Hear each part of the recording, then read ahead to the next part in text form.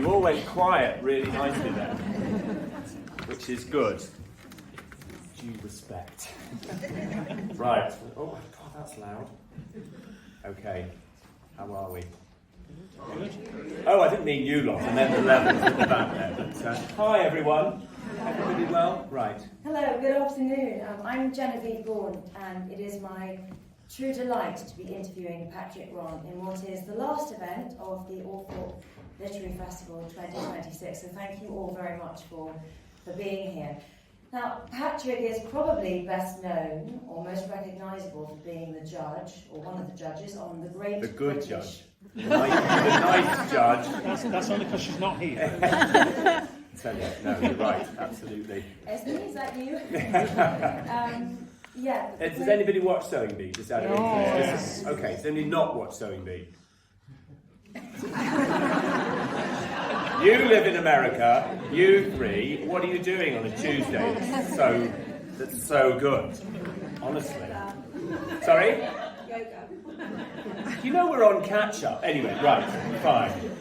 The show has been a huge success. It started in 2013, and this summer they will start filming the 13th season. Lucky 13. But with a career in fashion and business spanning 2 decades, Patrick's history of business and designship and entrepreneurial Did you energy. say design shit? Design ship. Oh, right, I see. I do design shit. Design ship. Do you? No, it's not shit, but I mean, colloquially, yeah. But you are very impressive as a person, Patrick. Thanks. This sounds like that scene in Bridget Jones, where she's doing the bit for Salman Rushdie. And you are impressive, yes, thanks. No fatwas, I hope. Yeah. All right. I'm Sorry, truly impressed by Patrick's background, and I'd like, before we get into the interview, and we will talk about Sewing Bee, and we will talk about his book Less, and we will talk about how he started, but I want to just give you a bit of background, because it is impressive.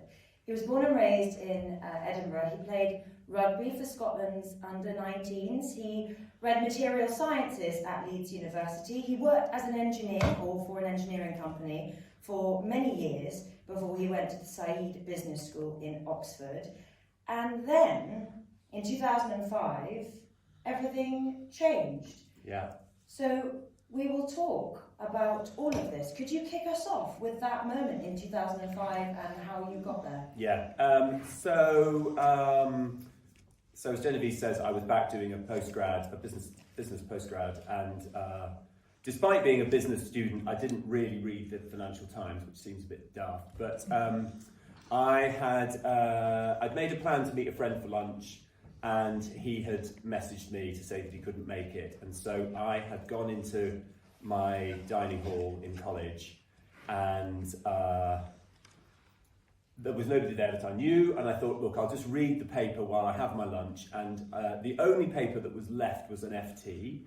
And on that day and that one day only, there was a little postage-sized advert in the businesses for sale section that said, for sale, tailor to kings, emperors and presidents, write to Mr. N. Granger at 16 Savile Row, or whatever it was. And I sort of looked at it and did a double take, and I was like, is this a real Savile? Like, this can't be a real Savile. Like, who sells a Savile Row tailor in the back of the paper? This has got to be nonsense. Anyway, so I did write to Mr. N. Granger. I mean, this was only 2005, but I had to write him a letter.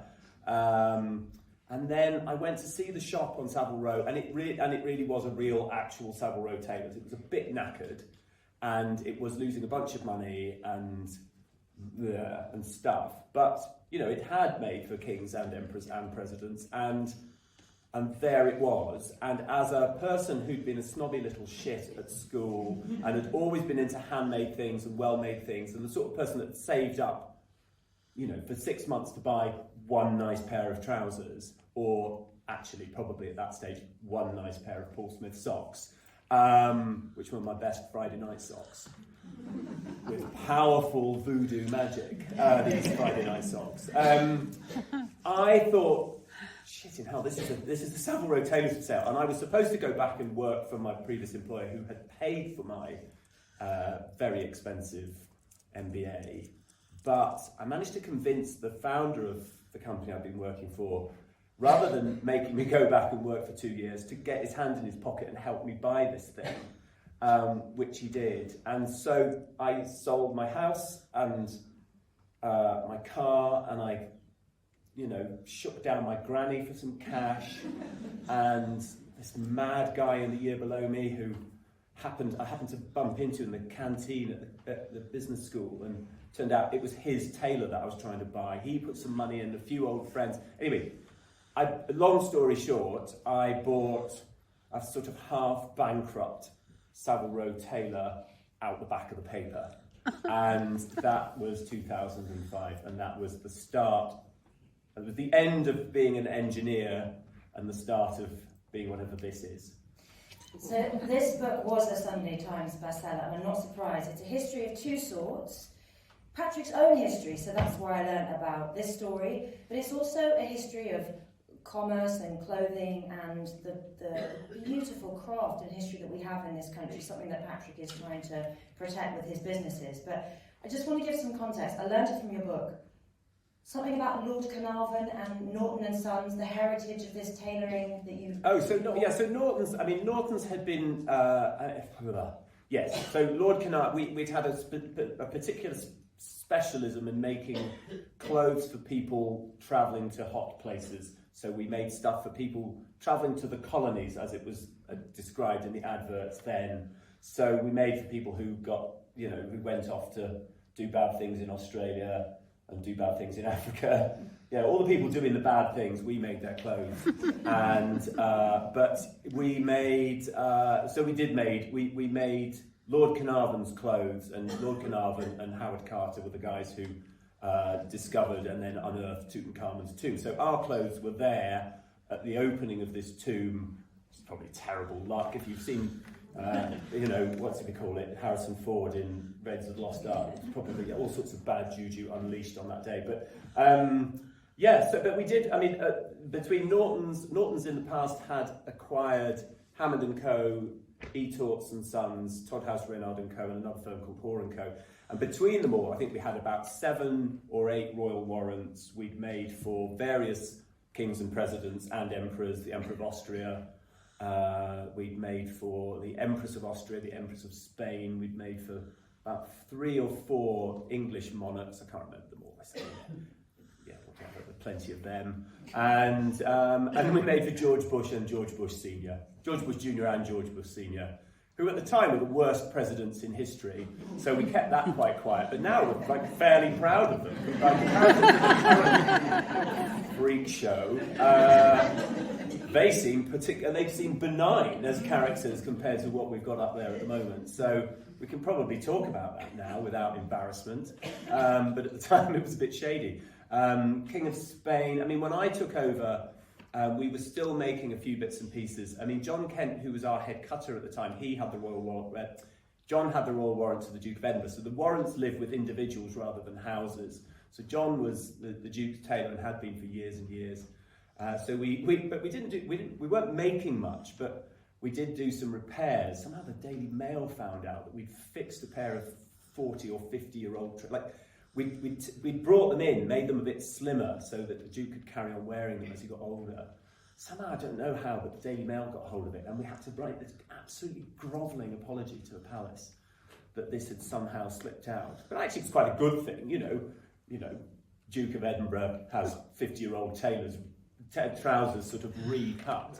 That whole idea of, there was this weird thing about frugalness, We're desperate that people live more sustainably, but then we criticise people for fixing old stuff. It seems a bit mad, but yeah. So we've had. There are interesting customers. We've made for some interesting customers. We've made for some infamous customers. There've been times in the shop when there have been lines of bodyguards in the window.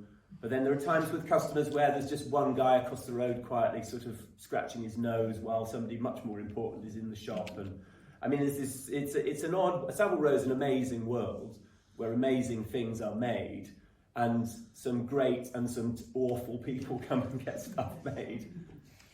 You talk in the book about the difficulties of running a business. You ran Norton & Sons for 18 years, but I want to just wind back the clock a little bit because in this book I discovered that as a child Patrick could make radios, and in class at school dabbled in taxidermy. As I say, he was an engineer managing optical fibres.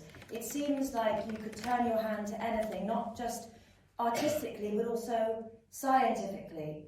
So can you just talk us through what were the first things that you made, maybe at school, and why did you go down the route of tailoring as opposed to engineering? Yeah. Well, what was the first thing I ever made? God, I really don't know. I remember making lots of gang huts as a kid, so constructing things out of bits of ladder and bits of old wood. A big piece of old carpet featured quite heavily in the things that we made in the back garden. Mud, that featured heavily, but I wasn't making my sister eat it. I was using it to construct things. But I did have a kind of fascination for making things and how things were made. I had a book called How It's Made that went into quite considerable detail about the production of things. So I was always fascinated by how things were made. And as you say, at school, when I was at school, I was born in 72, so I went to school in the late 70s and throughout the 80s. We did get the chance at school to do all sorts of really, really interesting things that were very practical as well as things that were academic. And so we did do woodwork, metalwork. We had electronics where we did build radios.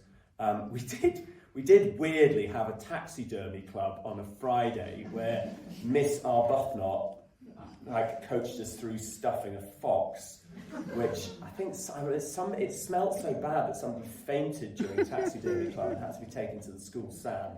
But not every school got to do taxidermy in the 1970s, I hasten to add. But what else did we do? We had a fly tying club, but there was a load of practical stuff. So school, I was quite academic at school. I was good at science. I won the science prize in prep school. But I also just liked the practical stuff. And it wasn't like I went to school with a skip in my step when it was double chemistry. But on days when it was woodwork and art, I was like, yoo-hoo! And I feel very strongly that the education system that we have now, where almost all of that interesting and diverse stuff has been whipped away, is frankly not fit for purpose. Particularly, I think it stifles creativity in an academic sense, not having the ability to play with stuff with your hands and use your mind and hands in a practical way. But also, frankly, for many, many people, young people growing up, the academic bit of school is a misery, and the only bit that was enjoyable for those people was the stuff that was either sport or making stuff. Schools used to teach bricklaying and stuff, but actually, we've got 250,000 building trades short in this country, and that's just for the number of houses that we think we need to make. We probably need to make twice as many. So school now has been sort of denuded of all the stuff that is of practical use. Also, I think as a result, many of us I think my generation is possibly the last generation that can feel the quality in things by touch. I'm sitting on a chair here that I intuitively know is extraordinary quality. I know where it is, so it's probably going to be good quality. But there is a solidity to it. I know it's solid wood. I know it's not just chipboard that's glued together and maybe got a little screw. And this is a silk, and but I know what quality feels like, and I know what quality feels like because at school I handled tools and I made things, and that sense of exploration and play at school gave me an innate sense of the quality in things. And today, I think a lot of people grow up without that sense. And so how, as consumers, do we make smart choices? How do we know when a piece of clothing feels good? Or how do we know when a piece of furniture is good quality? Well, we don't, because we've had the ability to make those smart, sort of informed decisions taken away from us by removing it from school. And so I was very, very fortunate. I was fortunate to have the opportunity, and I was also fortunate to be curious about this stuff and to really care about making things. And it was the stuff that I made miniature models of all my friends in Fimo. I made carrots that were about 3 millimeters long with tiny little leaves. I made a lot of stuff my mum's got bits of pottery that I made when I was 11 or 12, which are actually quite good. Sickeningly, I'm quite good at stuff. I was good at sport. I've got grade 4 figure skating, which people find a bit surprising. I got, like, just because we turned up at this skating club. Did you go to Normandy Club? Yeah. They used to rope off, Harriet and I went to, essentially we went to the same school but at different times. But they used to rope off the end ice and we just used to sort of skate through it like a pair of little dickheads. And the guy who was teaching was like, if you're going to come through here, you're going to have to do the lessons. And we went, all right then. So we did, but actually we then got really good at skating as a result. And then when roller disco became a thing, boy, were we good. We were literally, I think, the best skaters at coasters in Toll Cross.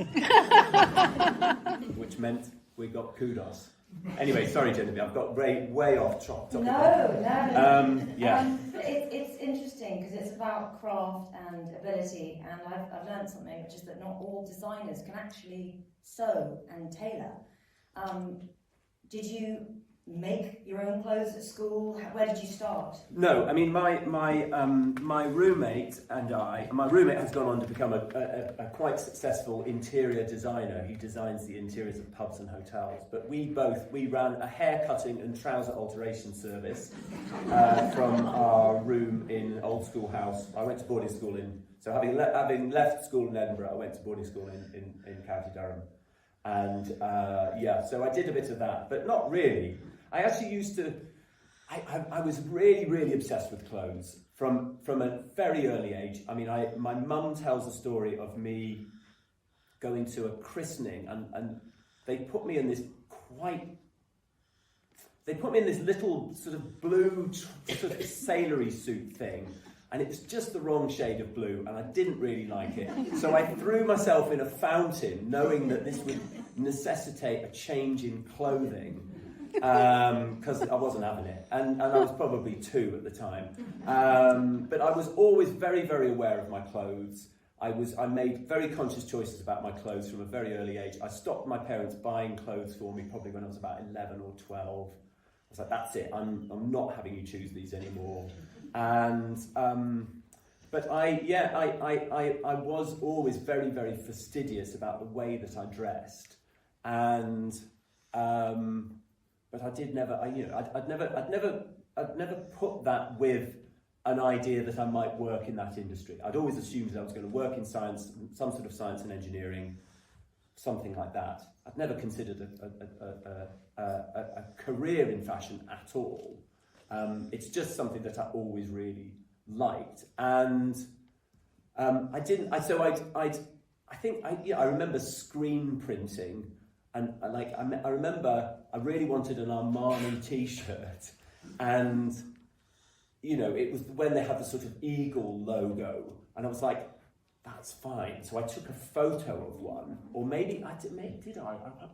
Maybe I just pulled a logo out of a magazine and sort of blew it up on the photocopier and then transferred it to acetate and then cut it out and then screen printed my own Armani T-shirt. Sorry to Armani, he's dead now, but and he's rich. He was rich at Increases anyway. But I was. So I didn't actually make from scratch clothes, but I did.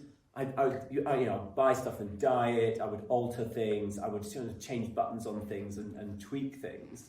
It wasn't until I started work at Norton's that I actually learned how to make clothes from scratch, and I learned all of the bits that we did. So my trouser maker, one of my coat makers, my shirt maker, Gary, my shirt maker, got one of his girls to show me how to make shirts, and I learned how to do that, and I was quite good at it. I've still got a couple of the shirts that I made. There's still, even Esme is impressed. She's like, you never made that. Like, I did. Yeah. Little shit. But I did learn. But I wasn't a tailor, and I do, and often people describe me as a tailor, and I will always say I'm not a tailor, because though tailors on Savile Row have if you want to be a tailor on Savile Row, it's a long training process. You start by deciding whether you want to be a tailor or a cutter. If you want to be a tailor, you decide whether you want to be a trouser maker, a waistcoat maker, or a coat maker. And if you go down those routes, you do that every day. If you're going to be a waistcoat maker, it's relatively quick. You might spend 18 months to 2 years. If you want to be a coat maker, it's going to take you 4 years. If you're going to be a cutter, you first have to learn how to make, but not to the standard of a coat maker or a trouser maker. You have to learn enough, a bit like I did. You have to learn enough that then you can start cutting patterns and then fitting, and that's a 5-year process. So I was always very clear with people, because it's very easy for journalists to say, Patrick Grant, Savile Row tailor. I'm not a Savile Row tailor. I run a Savile Row tailors. I'm just the man in the shop. And but yes, I learned there. I learned enough because I don't think you can run a business without knowing what's going on in that business. But then, having learned, I just got back to doing my job, which was, well, to begin with, I did do what's called the striking and the trotting. So I did sort of parts of the production process because we didn't have a striker or a trotter at the time, and I did that. Well, when I took over the business, we basically had to just, I was losing quite a lot of money, and all I did was say, right, stop doing all these weird things that aren't bespoke tailoring, just do the bespoke tailoring, and let's try and do that as well as we possibly can. And that was the entire plan. So when I took over that business, I had a little business plan that I sold to these, my friends and colleagues that put some money in. And the plan was just, let's just do a better job of this, make Norton successful and see where we get to. But it just happened that one thing led to another, and, everything else that's in the book then happened. But we've been talking about quality, and the title of the book is Less. Stop buying so much rubbish. How having fewer, better things can make us happier. And people talk a lot about sustainability, but I think you are unusual because you put your money where your mouth is, so to speak. And can you talk us through, well, you won Menswear Designer of the Year at the British Fashion Awards in 2010, and then in 2015 you saved the Blackburn clothing manufacturer Cookson & Clegg. You started Community Clothing, which is a campaign, has a campaigning message behind it, and that links to the title of the book. So can you talk us through that? Right, okay, so the book effectively, so I started writing this book, and effectively it's a sort of business memoir, but it also tries to explain the journey that we as a race have been on in terms of the way we consume things, how the things that we consume are made, and how that affects society in as much as the jobs that we all do. So what I attempted to do when I was first starting it was sort of tell all of that in one go, but I realised actually, having written it once, that it was much better to split it. So I've got, what the book attempts to do is explain the kind of arc of consumption. So, we look at the beginning, for the first, we've been around sort of 35,000 odd years. So for the first 34 and a bit thousand of those, we had very little stuff. Unless you were extraordinarily rich or even averagely rich, you would have had virtually nothing. Most of us would have owned a stool, a bowl, a spoon, one set of clothes, and if we were lucky, we had a house, but we would have really had no cooking implements. We'd certainly have had, just almost nothing. We might have had a cow if we were quite well off. Pigs were for even richer people. But, effectively, we had nothing. And then when we died, every single thing that we had was passed on. Everything was recorded. Everything was valued. And the people that made all of the things that we used were all people from within our own communities. And those people were valued very highly. If we were a community here, you guys over there might have been making the textile-y stuff. You guys might have been doing the wood stuff. You might have been bashing bits of metal. And between us all, we made all the things that we needed as a community to clothe ourselves, eat, do our jobs, tool makers, furniture makers, cookware makers, all of that stuff within our community. And those people that had particular skills in doing that would have been very highly valued.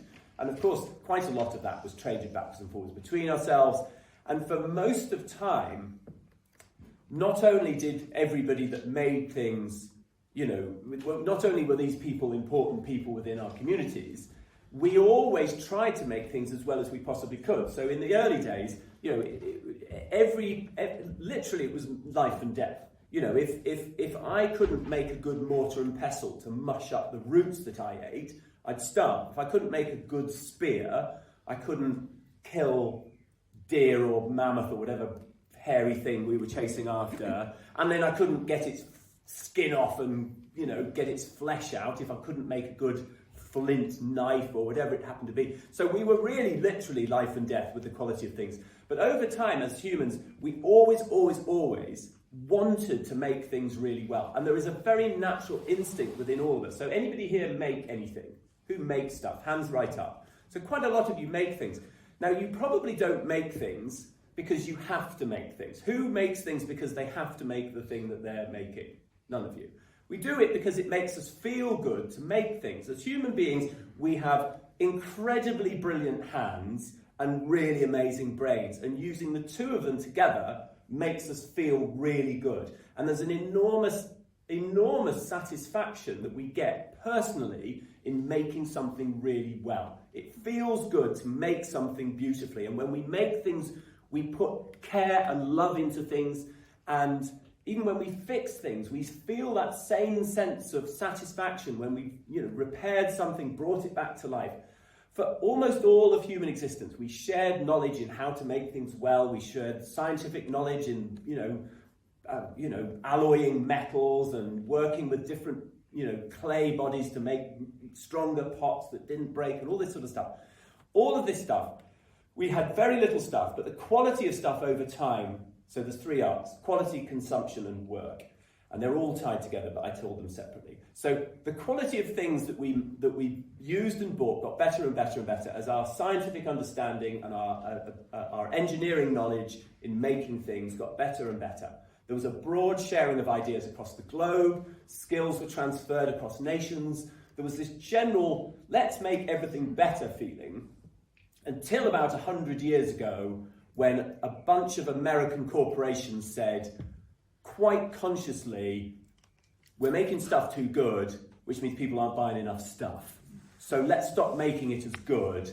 And at that point, 35,000 years of human beings trying to make things better sort of ends.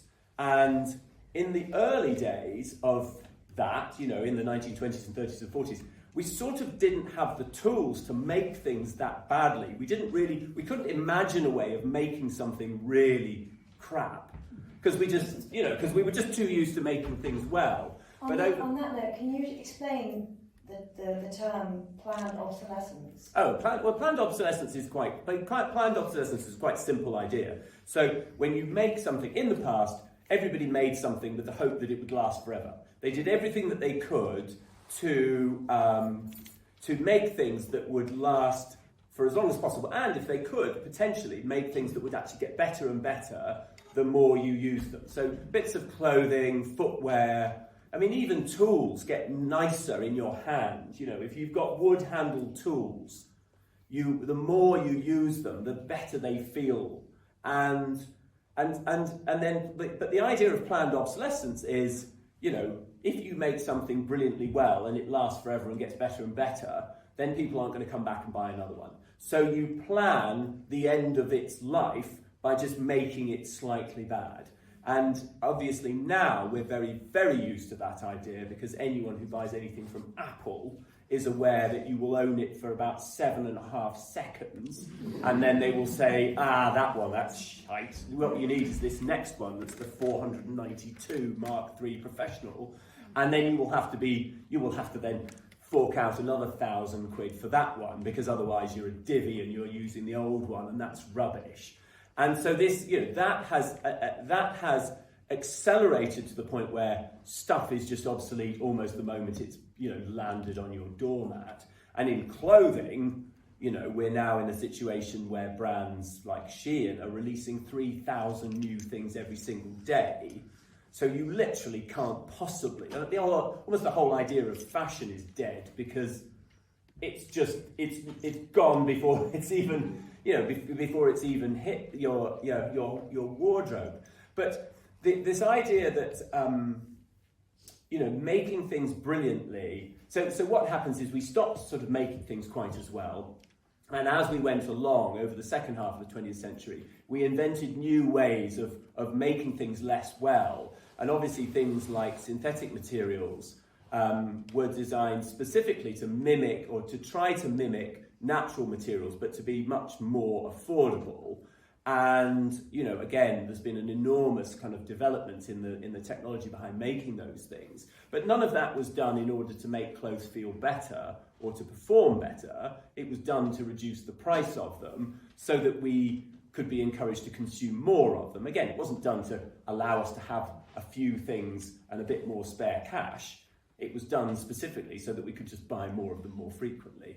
And so there's been this enormous shift from being a society where we consume very low quantities of very high quality things, all of which are made locally by people who are valued within society and were paid reasonably at least, to being a society where we consume extraordinary quantities of very low quality things, the production of which happens wherever in the world they can do it for the least amount of money, or wherever people can be, you know, treated badly enough that they can make the greatest profit. And, you know, the production of that stuff is not something that gives people pride, because essentially they're just being told, you know, just do it as quickly as you possibly can. So we've gone from being a society where there's quite a lot of work that is satisfying and is innately good for us, good for our physical health, good for our mental health, to where we are now. And we were told that all of that was going to make us happier, but of course it hasn't. And that's that is what I'm so through quite a lot of research into the specifics of how it all happened. And some of it I find, you know, some of it I knew before, but some of it I found, you know, even the whole idea of fashion was a very specific construct by commercial businesses who in the past would, you know, if we look around, I mean, we're actually in a great place to have a, you know, to think about it now, because if we look at the clothes people wore, if we lined all of the portraits in this house up in chronological order, we would see that fashions did change over time quite naturally, but they changed at a very, very slow pace. So the change in the way we appeared, you know, in public happened on a sort of, you know, almost a sort of 50-year cycle. So fashion would change every half a century. And then fashion with a big F came along and said, right, what we're going to do is we're going to change this twice a year. And why are we changing it twice a year? Well, we're changing it twice a year so we can make and sell more stuff. And it actually started with homewares, crockery. Wedgwood was one of the first people to start specifically introducing new collections to increase consumption. Furniture makers did it. Chippendale, Hepplewhite, Sheraton, they all did new, like, creating newness was something, very deliberately creating newness was quite a recent innovation. And then the fashion industry, clothing fashion industry started. And again, it started what by today's standards, relatively benignly with a sort of once every 6 months collection, but there has been a very, very rapid acceleration over the last 20 years, particularly with online fast fashion. And now, as I say, there are brands that are releasing thousands of new things every single day. And we look at the time when stores were changing their product every 6 months as if it's some sort of, you know, long gone, kind of bygone weird era, because the pace of change of clothes is so extraordinary. But can we link this to community clothing? And on that note, two things. Can you walk us? Bookmarks. Oh, well, yes, tell us. Right, okay. So you're probably sitting on it, but there's a bookmark. So has anybody heard of Community Clothing, which is the business that I run? Oh, good. Thanks. Are any of you wearing it today?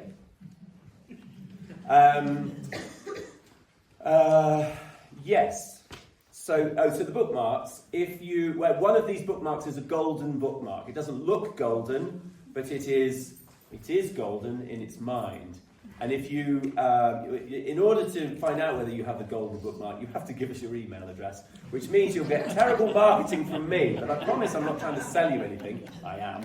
But you'll get a weekly email from me. But one of you will get a £50 community clothing voucher. Okay, I'm going to just play devil's advocate for a moment. So you're telling people to go to your website to buy your clothing. Yeah. You also told us that we should be Buy reusing and recycling. Yeah. So what does community clothing do differently? Why is that not bullshit? Because what we're trying to do, there are several things that we do that are not like what everybody else does. So firstly, we sell clothing, we don't sell fashion. So by clothing, I mean the stuff that's the everyday stuff that all of us need to go about our daily lives. Like we all need to wear some clothes. Depending on the weather, we need to wear different clothes, sometimes more clothes. But wearing clothes is pretty much a requirement. The difference between clothes and fashion is that clothes, in my opinion, are things that we buy and keep and wear for years and years and years and years and years. And most of us will have in our wardrobes some clothes and some bits of fashion. And the percentage in our wardrobe of fashion versus clothes, is dictated by how fashionable we think we are and how forward we think we want to be dressing. But all of us will have probably a little bit of fashion at least, even if it's just a bright scarf or a fun jacket that we wear on different days, whereas, I mean, most of the time I wear, blue cotton trousers or olive green cotton trousers and the same navy crew neck jumpers, and that's sort of my uniform. Can you talk through what you're wearing and where Yes, I can actually. Annoyingly, I'm only wearing 3 bits of community clothing. My shoes are from a shop called George Cleverly, so they were made actually in London. Sorry, Northamptonshire, but I do have lots of Northamptonshire made shoes. Is Northamptonshire famous for its shoes? It is extraordinarily famous for its shoes, and it does make the cobblers. Yeah. Does make the best shoes. It makes the best everyday shoes of anywhere on the planet. This is the home of the best leather footwear. The socks are from a small factory in South Wales called Corgi Hosiery. The trousers were Norton & Sons, made on Savile Row. The shirt is made in Blackburn. My pants were made in South Wales. I'm not showing you those. That's on the OnlyFans account, which I don't have. And I might set up. So yes, I won't tell you about the watch. But these things they've lasted. Yeah, I mean, I've had these shoes I got from Cleverly probably 18 years ago. The trousers I've had for probably 10 years now, I would think. I'm just trying to think. Yeah, I remember when that one was made. It's part of a suit. I've got a jacket that goes with it. The socks. These socks are probably, what colour are the toes? They're orange. So that is probably 2014, maybe 2013. So 12, 13 years with fairly regular wear and use. As you can see, they still look great. Can I ask you a question? So we've been told that we should buy more thoughtfully, but the biggest stumbling block, I think anyway, I don't know if you agree, is that sustainability and organic is often less practical to actually buy, and it's often more expensive. Yeah. So if you were benevolent dictator, Yes. what 3 things would you change, and what could we do to be better? Well, I mean, I think yes, better clothes are more expensive. Natural materials are more expensive than synthetic materials. Wool is, cotton is more expensive than any of the synthetics. Wool is more expensive than cotton. Linen is a bit more expensive than wool. All of these fabrics are very sustainable as long as they're grown well. So cotton, there's a lot of bad cotton in the world. They're trying to grow cotton in places where cotton shouldn't grow. So the Aral Sea, for example, has disappeared because they've rerouted the rivers to irrigate cotton fields in places where cotton really shouldn't be grown, because the amount of cotton that is required by the world, because the world wants to throw its clothes away, every 5 minutes is extraordinary. I mean, there is probably enough cotton on the planet for everybody to wear it if we just had 1 or 2 bits instead of 500 in our wardrobes. The production of clothes, producing clothes in this country is more expensive because there is a wage rate in this country that has to be maintained so that people can afford to live a decent life. But the countries where our clothes are made now, it's not just that people are paid less; they're paid less, and they paid a lot less than they would actually need to live a good life. So if you're buying really cheap clothes, the people that are making them are living a horrible life where they can never imagine, owning a house, having stability, financial stability, nothing for the, retirement, all of this stuff. None of that is available to them. So we make things in this country which is expensive, but also because we're making it here and because we're making it out of good stuff, our imperative is to try and make it really well. So when we make things, we make them as well. There are cheap ways of making a pair of trousers and there are good ways of making a pair of trousers. So example, the chinos that we make, the seams are what's called run and fell seams. Anybody know what a run and fell seam is? So it's a double overlocked seam with 2 rows of stitching. It's a very strong seam. Most cheap chinos will just be overlocked together, which is a very weak seam. It's also a seam where if one thread gets cut, the whole thing sort of unravels. But it's really quick.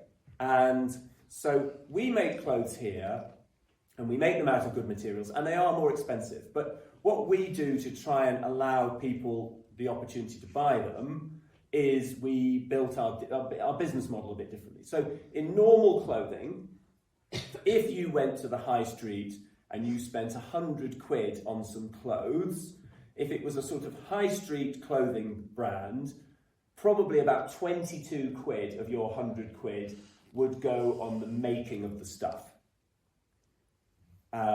In our model, about 65 quid of your 100 quid goes in the making of the stuff. In both models, the VAT is the same, which is about 18 quid, if you reverse it out of the 100. And so we keep the difference between 65 and 82, which is 17, we keep that for us and we run our entire business on that bit, which means we spend almost nothing on marketing. Like we do stuff like this, which doesn't cost us anything. We do things like bookmarks that are very cheap. What we don't do is pay Kardashians millions of pounds or Beckhams or any of those people to sell our stuff. We did once do a photo shoot in Southend, but generally we do our photo shoots in Blackburn. We certainly have never been to Lanzarote or anywhere sunny or whatever, because we want to make sure that we put our money into making the stuff. So there's a bit of marketing, there's a bit of really, really basic marketing theory called the 4 Ps of marketing. Has anybody done any marketing? It's basic stuff, there's the 4 Ps. The Ps are product, price, place, and promotion. The place is just where you sell it. So in our model, we only sell it on our own website direct. So we don't have to pay for shops and business rates and all of that stuff. Shops are good. I like shops, I like going to shops. But in our model, we've said we can't do shops because we want to spend the money on making the stuff. For promotion, we don't really do that either. In most online clothing brands, they spend between 30 and 40% of that 100 quid on marketing. So they spend 20 quid on making it and 40 quid on selling it to you because the product is quite shit. So they have to spend a lot of money to make it look nice and convince you that it's a good idea to have it. We don't do that, but we do spend money on the first P, which is the product, and the price is pretty good. Now, our socks are not cheap, £6.50 for our socks, but they're not madly expensive, and they will last probably 10 times longer than the socks you can buy for £1 if you get the really nasty ones. I mean, M&S's autograph socks are £5.50. In fact, they're a little bit more now, and they're not very nice, and these are much better. So essentially, we've sort of decided, do away with the marketing, because we don't think it's necessary. Why would you spend more trying to sell somebody something than you spend on making it? So we make it really well, we price it as low as we can, and that's basically the model. And because we haven't been set up, like the problem with H&M and Zara and Primark and all these other guys, they cannot exist if they don't keep selling you more. They have to sell you more because their prices continue to go down and because their turnover has to continually go up or at least stay the same, or their share price will fall off a cliff. They have to sell you more every year. So their entire model is built on this endlessly increasing volume of consumption, which we obviously know is terrible for the planet and everybody else involved. Have you ever been tempted by a little bit of something from Primark and then... I have never bought anything from Primark, H&M, Zara, ASOS, Amazon. I've never, ever, any of them. Well, I mean, I haven't really bought any clothes for 20 years because I've been, well, I bought tailors instead. He has a factory. But like victim I am, I just bought the, I just bought Also, the company. you're not allowed to now. Like, you'd have to dress up as SpongeBob to go into Zara. Yeah. Well, I don't know that I even. Yeah, you're right. I mean, but I'm quite happy with that because I genuinely have absolutely no interest in buying their junk. But I do recognise for some people that it is a difficult thing to make a leap. Like there are people who cannot afford £6.50 for a pair of socks. So can I just say, this is something that you do, Patrick goes into the economics in this book in a way that's accessible and interesting. And can you just briefly mention or talk about the paradox of the rich man versus the poor man the Philip Pullman. I think it's Philip Pullman's sort of boot parody. Does anybody know this? Terry Pratchett. Yes, it's Terry Pratchett's boot parody. So parable. Essentially, the way it goes is the rich man can afford 50 quid on a pair of boots, and those boots last him 10 years.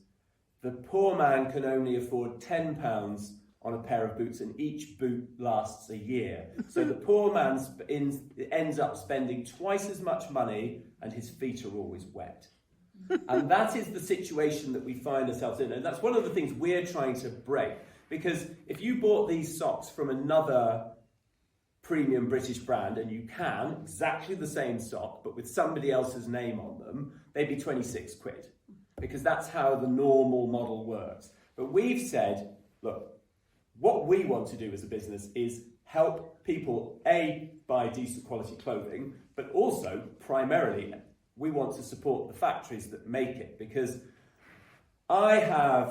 this was born out of me buying Cookson and Clegg. In 2015, the factory that made the most successful products that my previous brand, eTorts, used to sell, I got an email on a Sunday saying we're shutting the factory. And I at the time I was doing a collection with Debenhams that was quite successful, and I had the money to say, okay, I'm just going to buy this factory and keep it alive.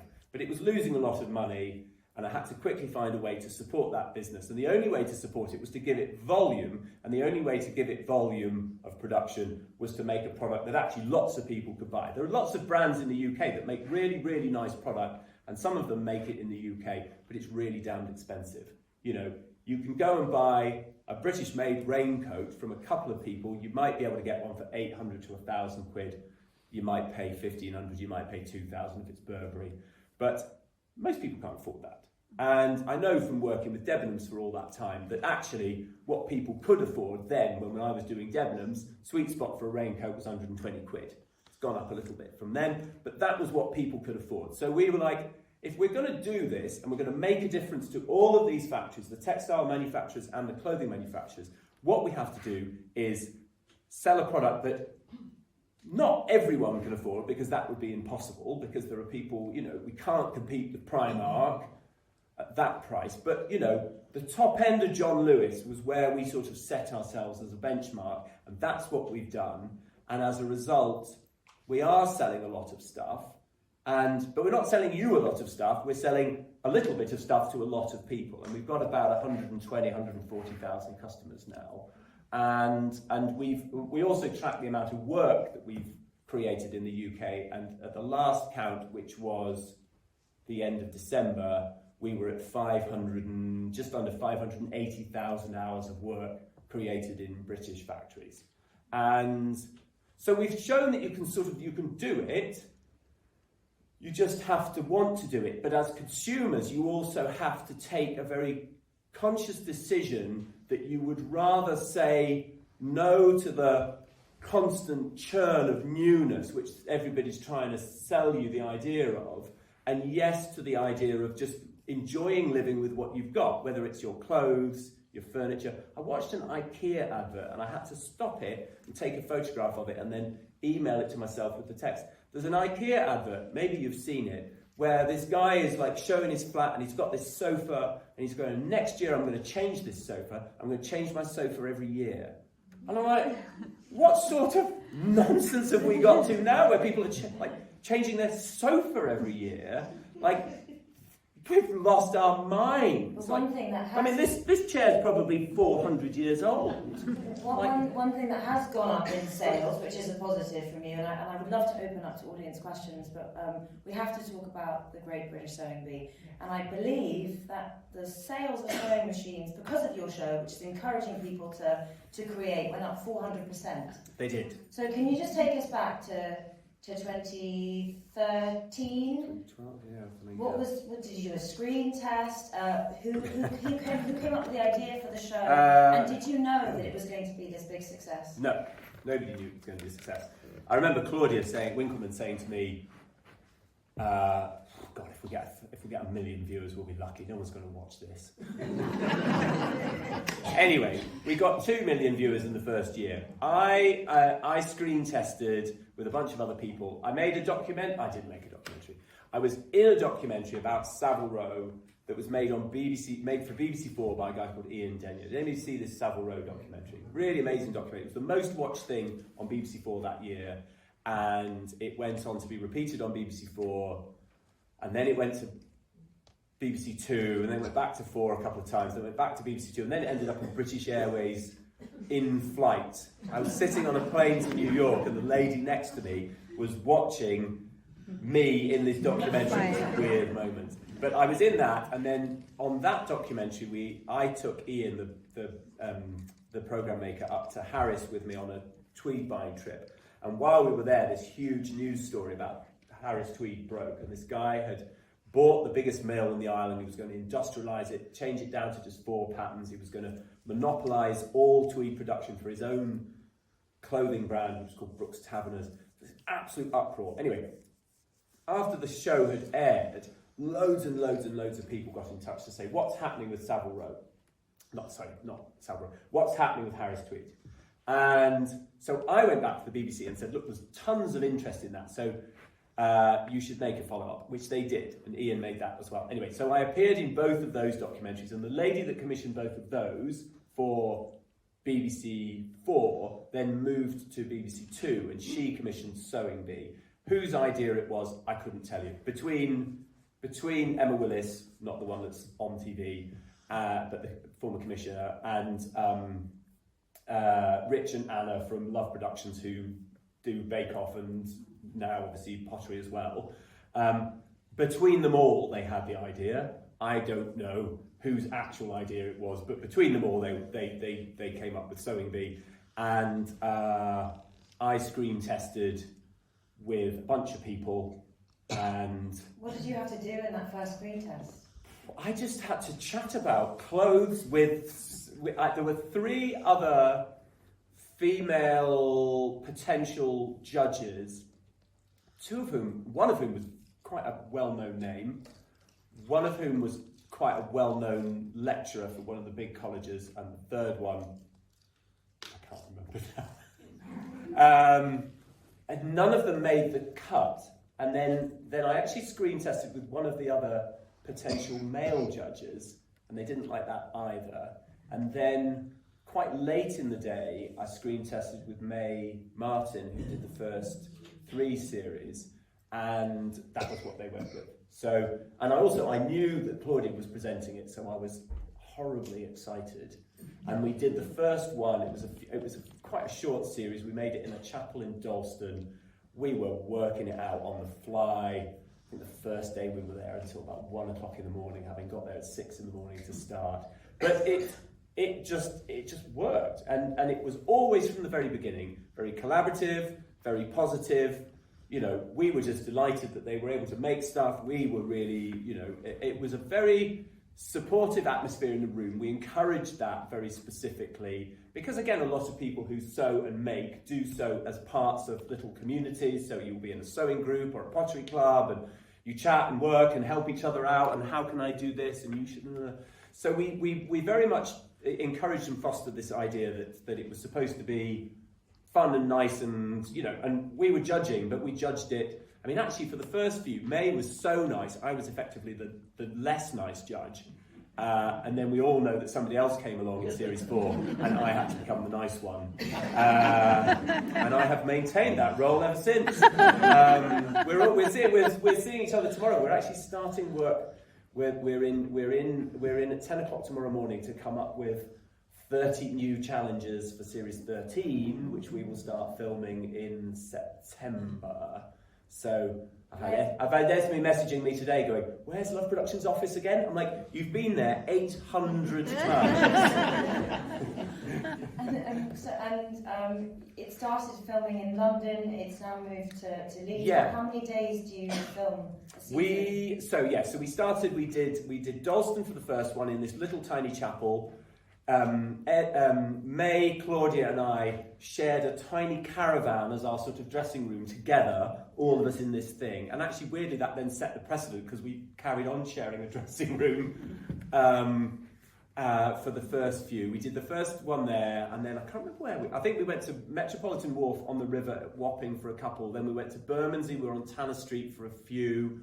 We did Trinity Buoy Wharf during COVID just for one, and then we've moved to Leeds and we've been filming in a mill in Farsley, which is a textile, was an independent town, it's now part of Leeds. We've been in Farsley since 2021, 21, 22, 23, 24, 5. We've filmed 5 there and we're about to film our 6th there. And we potter up. We do the Christmas special in August to make sure that it's really roasting and everyone's sweating buckets in their Christmas jumpers. That's fun. We get like the sleighs are out, the carols, the stuff. So the first one we do is Christmas, and then we go into the main series. Christmas is good because it's a dry run for everyone that hasn't, most of the people that work on the show have worked on most of them. So there's myself and Aaron, who's the jib operator. We've worked on every series, although he's missed a few. I'm the only person that's done them all. He's missed probably 4 or 5 over the 120 odd that we've done. But quite a lot of our crew, camera operators, sound operators, sets, all of that stuff, a lot of them have worked on loads of them. So it is it's great. They're all brilliant at their job. They know exactly where to be at exactly the right moment. I mean, if they can sense somebody's buggered something up and they're straight in with the cameras, the microphones are in, But also we've worked together. It's lovely fun because we've worked together on this show. The producers, execs, everybody, we've worked on it for ages and ages, and it's a lovely atmosphere on set. The contestants are all, the team that cast are brilliant at casting. They find the most amazing people, loveliest people you just want to root for. You want to tune in every week and see what they're going to do next. It's really pretty tough having to send anybody home. We hate sending people home. In fact, a couple of years ago, we didn't send anyone home. Was it last year? For first episode, we didn't send anyone home. And everyone was like, why didn't you just do that forever? And I'm like, well, because we can't, because it's a TV show. But when this season, once it's filmed, when it will air this year exactly? No, we never do know. Last year it was much later than normal because I think the BBC very sensibly is now thinking about themselves as a streaming platform, and so they're trying to optimise their iPlayer output in a way that works. Because I think the BBC makes the best television of anyone in the world. I was a judge I was on the jury for BAFTA for costume design, and so I gave out an award at Craft BAFTA the other week. And the BBC, I think, had 58 nominations in Craft BAFTA, which is the technical, behind the scenes, the costume, the sets, the scripts, the sound, all of that stuff. BBC, I think, had 58 nominations. I think the next best was like 20. They make amazing telly. They don't sell themselves as, Disney and HBO and all these guys, there's like King's Cross is like this giant HBO advert now. They're spending millions conning us into thinking they're doing all, but they make most of what these guys are saying. Netflix is like 90% garbage.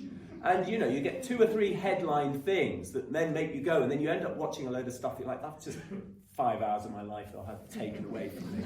And the BBC don't do any of that. They make, across the board, across any kind of factual, non-factual drama, they make amazing stuff, radio, kids, brilliant.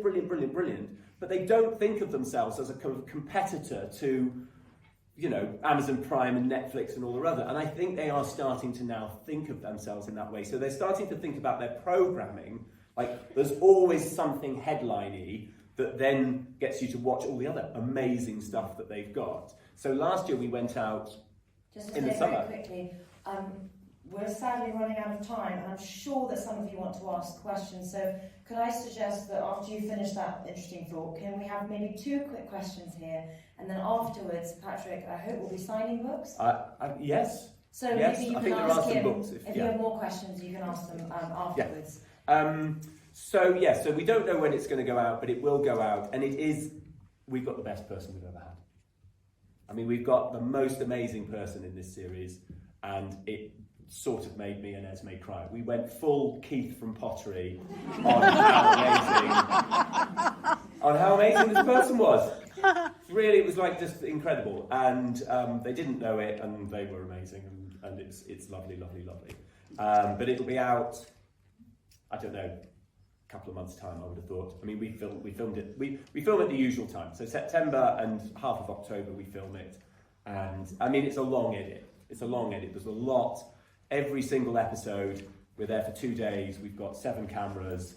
There's hundreds of hours of footage for each hour episode that has to be boiled down, and we try. Also, I think the way they edit is really nice. So a lot of programs don't edit in this way, but what they try and do is they construct the entire story of each sewer and then tell their entire story. So if they've only been in for 1 episode, you get their story. If they were in, so they sort of and then they build once they've built the narrative of that person, they then build the episode, which takes a lot longer, but it does mean that you get these lovely storylines through the thing that is one of the reasons why Bake Off and Pottery and Sewing Bee are so sort of nice to watch. Lovely. Questions? You threw your hand up with extraordinary rapidity. Thank you, very kind. I own a health store with a fair trade fashion floor upstairs locally. And I'm just wondering, it's an independent shop, I'm not part of a chain, I'm just wondering your thoughts on how community could do a micro, I don't know what you'd call it, small range that could be sold in independent shops alongside a fair trade fashion. We can't. The thing is, we did sell in Selfridges for a while, and we sold in John Lewis for a while, and we sold in Liberty. We did that because we thought it would help us reach more people, but we didn't make a penny on the stuff that we sold in those stores. And Selfridges was quite easy, actually. They were quite easy to deal with, some of the others less so. And so in the end, actually, with one of them, we ended up losing money because when they took returns on their online, they would send them all the way back to us to put them back in a bag, and then we'd have to send them back to them so that they could put them back in their warehouse. And they charged us for the sending it back, and we had to pay for the sending it back to them. And so it was a bit, but essentially the model doesn't work. The model is built on absolute sort of extraordinary efficiency. If we had to start adding markup to cover your costs, because running a shop, as you know, is expensive, particularly now, and rates and energy costs and staffing costs and all the rest of it, we just can't do it. Much as we would like to. There is, I mean, at some point in the future, if we're fantastically successful, we would like to have 1 or 2 shops where you could at least go and try things on and buy the pants and the socks without having to pay the postage and take things back if you need to. So a sort of customer service hub, really. But we just don't have the margin. And actually, there was a funny thing. We started doing these little films about individual products, and we did the first one we put up was about a trouser called the field trouser, which is a sort of wide-legged chino, quite a bit like the shape of your trousers, so long, straight.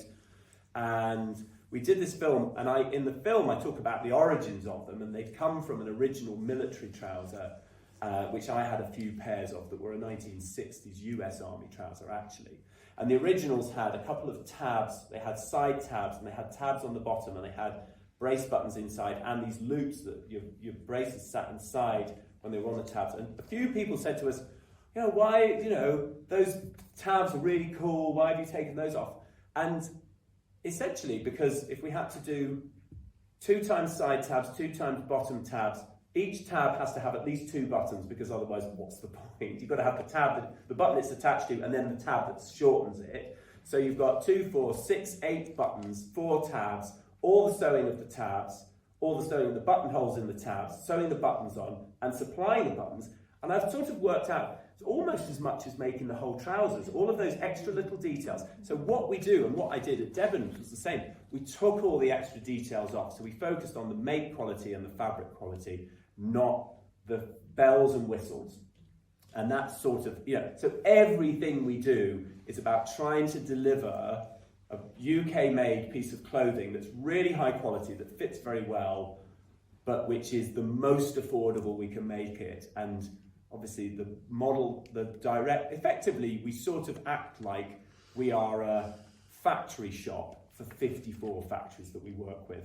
That's how we operate, and we can't do it any other way without putting the price up. Well, your Debenhams collection, I believe, your collaboration was the most successful in Debenhams' history. It was. Yeah. So. Sucked that Debenhams went bust. That was a frigging disaster in 2020 when they went belly up. One quick question, if we can. Anybody else? One more. No. Fine. Good. Oh. I was going to say, I live in a small town, and they're really into the charity shops there now, and I know that a lot of high streets are suffering like that. But their latest thing is our local hospice has done a boutique.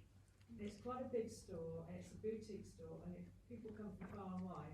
So as part of the sustainability thing goes, and also on the programme that you do, they do the converting clothes. Yeah. And that's quite huge, and actually big in our town. Yeah. Big or not. Yeah. But that's another way, you were saying, community. I think there are lots of things about the way that we used to buy and sell clothes, and we used to also trade second-hand clothes and repair clothes. The great thing, obviously, in the past, clothes were all made locally from fabrics that were made locally, and by locally I mean within the UK. But also, second-hand clothes were sorted and sold locally, and clothes were repaired locally. And all of that created employment everywhere. There were repair shops and second-hand shops right the way across the country, which all employed people on the spot. Now we have an industry where there is almost no employment. Shein, the fashion brand, I think in their first full year of sales in the UK, they did £1 billion in turnover in the UK with 14 members of staff. So think about how much money out of that £1 billion that we all spent, how much of that £1 billion came back into the UK economy. In the past, every penny we spent pretty much, whether it was individual spending or government spending, all of that money flowed into the UK economy and created secondary and tertiary spending. Now it doesn't happen at all. If you shop with Amazon, your money is just, literally disappearing into space. Also, the Shein type clothes, they don't make it into the shop, the charity shop. That goes off for rags. Well, it's a big problem. The so charity shops, yes. Second-hand clothing sales are rising at a much, much faster rate than new. They're still nowhere near the amount. But again, I encourage second-hand sales. We are going to be selling second-hand of our own product on our own site later this year because we want stuff. We know that we make stuff that's great quality and we'd like it to go round and round and round and round.